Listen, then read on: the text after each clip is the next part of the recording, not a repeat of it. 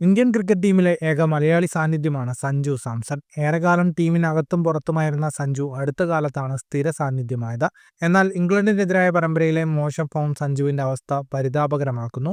പരമ്പരയിലെ ആദ്യ 4 കളിയിൽ 3ലും സഞ്ജു 2 അക്കം കണ്ടില്ല. കൊൽക്കത്തയിലെ ആദ്യ മത്സരത്തിൽ നേടിയ 26 റൺസാണ് ടോപ്പ് സ്കോർ. പിന്നീടുള്ള മത്സരങ്ങളിൽ 5, 3, 1 എന്നിങ്ങനെയായിരുന്നു സഞ്ജുവിന്റെ സ്കോർ.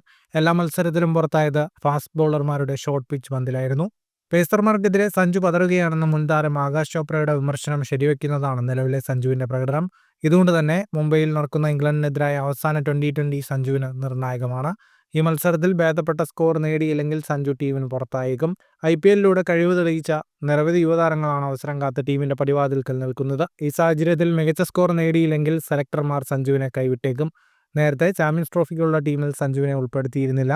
ഇംഗ്ലണ്ടിനെതിരെ പരമ്പര നേടിയതിനാൽ സഞ്ജുവിന് ആശങ്കകളില്ലാതെ ബാറ്റ് ചെയ്യാൻ കഴിയുമെന്നാണ് പ്രതീക്ഷിക്കുന്നത്. കൂടുതൽ ക്രിക്കറ്റ് വാർത്തകൾക്കായി ചാനൽ ഇപ്പോൾ തന്നെ സബ്സ്ക്രൈബ് ചെയ്യൂ.